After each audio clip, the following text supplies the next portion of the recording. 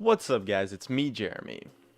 I'm in a good mood today. Recently on stream I got a chance to mess around with full AP MALPHITE in a bunch of games, and unlike Renekton, MALPHITE is a champion that I actually have experience with, and going full AP is maybe a little bit cheesy, but it's actually not that bad, and oh man, was it a ton of fun. So first off, full AP MALPHITE brings to the table some massive burst damage and base scalings, but with the range on his ultimate, gives his burst combo an absolutely insane advantage. It's a bit comparable to maybe like an Annie mid, but with like 75% of the damage but twice the range.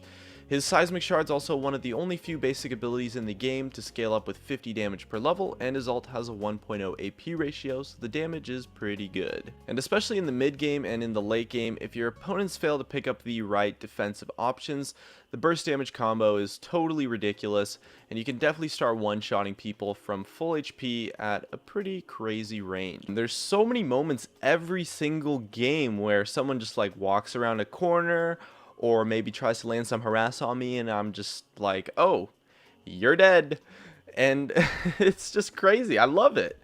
And in lane, once you hit level 3, the Q harass as well becomes pretty real, and you can bully out your lane reasonably well, since a lot of mid laners actually rely on skill shots, but you have the targeted harass and your passive to help you win trades pretty well. So I expected to struggle a lot in lane versus poke heavy mages who could maybe harass me a lot with auto attacks. But I started to realize something when taking MALPHITE mid that you never really get when going top lane, and it's that everyone in mid lane starts Dorans, and since they are not going to be double jungling since they're mid lane, they always come into lane with a maximum of 2 HP potions.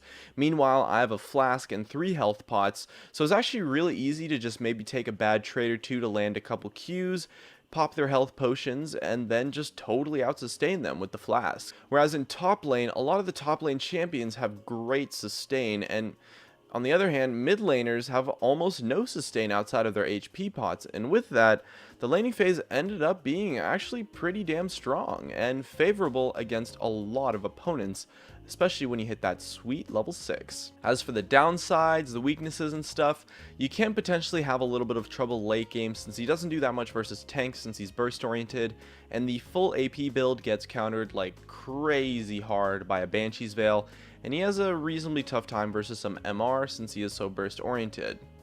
As well, in lane, if you do play against someone that has great sustain and reasonable poke, it can be pretty tough, but you can always just farm it up and survive with the help of your passive, with the help of teleport, so it's super easy to get out of lane, even in like the worst matchup. It's definitely a pick that should be played mid though, because in the top lane, the matchups are way harder, and you're going to get punished a lot more for not building tank. He also has really bad wave clear and really high mana costs, so I found myself getting pushed into turret just about every single game, and his kit isn't great for CSing under tower, so I had a bit of trouble getting pushed in non-stop. But again, getting pushed into the turret isn't exactly the worst. I mean, you're not really going to be killable, you won't really be gankable when that happens. You just lose a little bit of CS. But at the same time, no matter what happens in the game, no matter what happens in the lane, even if you fall behind, you're still MALPHITE, and a good MALPHITE ultimate in the late game is going to instantly win a fight and can create loads of picks because people just don't respect the range on the ability. So although he probably should fall off late game on paper with this full AP build, he really just doesn't.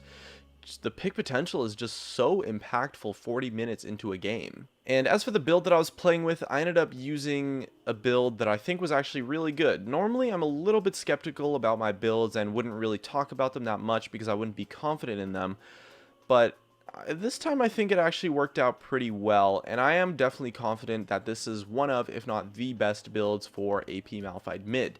So taking Flash and Teleport, I started Flask and 3 HP pots as mentioned earlier, and then I build Lucidity Boots with a Home Guard Rush, and then Morellos, or maybe Athenes if I'm behind, into that 40% CDR Rush. Then I just start Home Guard Teleport ganking all over the place every time I have ult.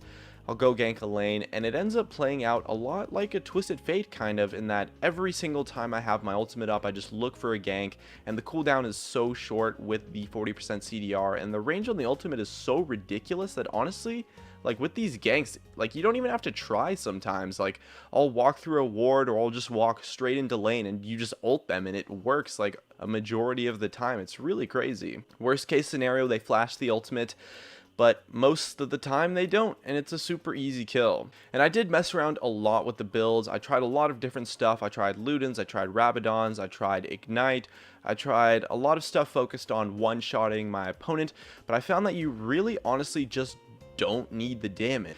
And the burst combo is still going to be strong no matter what, and in lane you only really need to land 2 or 3 Qs to get your opponent low enough to get one-shotted by the full combo.